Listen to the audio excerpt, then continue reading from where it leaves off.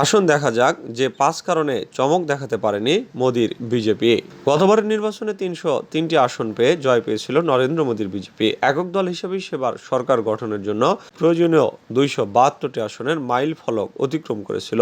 এবারের নির্বাচনে বিজেপি আরো ভালো করবে এমনটাই বলা হয়েছিল। মোদির জোট এনডিএ 400 এবং বিজেপি এককভাবে 370টি বেশি আসনের লক্ষ্যমাত্রা নির্ধারণ করেছিল। ভোট ফেরত জরিপেও এমন পূর্বাভাস দেওয়া হয়। তবে মঙ্গলবার লোকসভা নির্বাচনের ফল ঘোষণা বড় ধাক্কা হিসেবে আসে গেরুয়া শিবিরে। 400-র বেশি আসন পাওয়ার স্লোগান দেওয়া মোদির এনডিএ জোট 300 লক্ষই ছুঁতে পারেনি। ঘোষিত ফলাফলে দেখা যায় 240টি আসনে জয় পেয়েছে বিজেপি প্রার্থীরা। ফলে এবার এককভাবে সরকারই গঠন করতে পারবে না দলটি। তবে এনডিএ জোট 292টি আসন পাওয়ায় শরিকদের সঙ্গে নিয়ে মোদিকে টানা তৃতীয়বার ক্ষমতায় বসতে তেমন বেগ পথে হবে না। বিজেপি উত্তরপ্রদেশ, মহারাষ্ট্র, রাজস্থান ও হরিয়ানায় ধাক্কা খেয়েছে। যদিও এইসব রাজ্যের বিধানসভায় দলটি ক্ষমতায় রয়েছে। বিজেপির নেতৃত্বাধীন এনডিএ জোট সরকার গঠন করতে চললেও নির্বাচনে তাদের দুর্বল পারফরমেন্সে বিশেষ করে উত্তরপ্রদেশ এবং মহারাষ্ট্রের মতো শক্তিশালী ঘাঁটিতে মানুষ কিছুটা অবাকি হয়েছে। আসলে বিজেপির ভুলটা ঠিক কোথায়, কেন মোদি ম্যাজিক এবার কাজে আসেনি তা নিয়ে নানা জল্পনা শুরু হয়েছে। এমনই 5টি কারণ এক প্রতিবেদনে তুলে ধরা হচ্ছে ভারতীয় সংবাদ মাধ্যম ইন্ডিয়া টুডেতে। আসুন দেখে নেওয়া যাক কারণগুলো। প্রথমত, বিজেপি নেতারা বলছেন জাতিগত সমীকরণ ভালোভাবে সামাল দিতে পারেনি তার দল। এই কারণে উত্তরপ্রদেশে তেমন ভালো ফল করতে পারেনি বিজেপি। নির্বাচনে শুধু অযাদব ওবিসি ভোট ব্যাংক হারায়নি বিজেপি। অযাদব দলিত ভোটাররাও ইন্ডিয়া জোটকে সমর্থন দিয়েছে।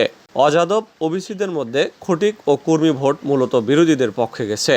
দ্বিতীয়ত, মোদী সরকার আবারও ক্ষমতায় এলে দেশের সংবিধান পরিবর্তন করবে। বিরোধীদের পক্ষ থেকে তোলা এই অভিযোগ ভালোভাবে মোকাবেলা করতে পারেনি বিজেপি। এর ফলে দলটির পক্ষের সমর্থন ভাগাভাগি হয়ে যায়। লোকসভা নির্বাচনের বেশিরভাগ প্রচারে কংগ্রেস নেতা রাহুল গান্ধীকে ভারতীয় সংবিধানের একটি পুস্তিকা ধরে থাকতে দেখা গেছে। তার অভিযোগ, বিজেপি ক্ষমতায় এলে সংবিধানে পরিবর্তন আনবে। কর্ণাটকের বিজেপি এমপি অনন্ত কুমার হেগড়েও দাবি করেছিলেন, সংবিধান থেকে হিন্দু বিরোধী ধারা পরিবর্তন করে পূর্বাবস্থায় ফিরিয়ে আনতে সংবিধান সংশোধন করা হতে পারে। তৃতীয়ত, এবারের নির্বাচনে বহুজন সমাজ পার্টিরও তেমন কোনো জনসমর্থন ছিল না। ফলে দলটি কংগ্রেস সমাজবাদী পার্টি জোটের ভোট টানতে পারেনি। বেশিরভাগ দলিত ভোটও ইন্ডিয়া জোটের পক্ষে গেছে। ফলে উত্তরপ্রদেশে এই জোট 80টি লোকসভা আসনের মধ্যে 43টিতে জিতেছে। অন্যদিকে বিজেপি নেতৃত্বাধীন এনডিএ মাত্র 36টি আসন পেয়েছে।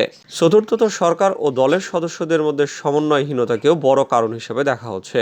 সরকার অবহেলা করায় দলের কর্মীরা ক্ষুব্ধ ছিলেন। বিশেষ করে মহারাষ্ট্রে বেশিরভাগ আসনে বর্তমান এমপিদের প্রার্থী করাও ভুল সিদ্ধান্ত বলে প্রমাণিত হয়েছে। এছাড়া দল বদলকারীদের স্বাগত জানিয়ে প্রার্থী হিসেবে দাঁড় করিয়েছে বিজেপি, যা ভালো চোখে দেখেনি ভোটাররা। পঞ্চমত, এবার বিজেপি নির্বাচনী প্রচারে আরএসএস তেমন আগ্রহ দেখায়নি। এছাড়া ভোটের সময় দলের সভাপতি জেপি নাড্ডার মন্তব্যে মানুষজন কিছুটা হতাশ হয়েছিলেন।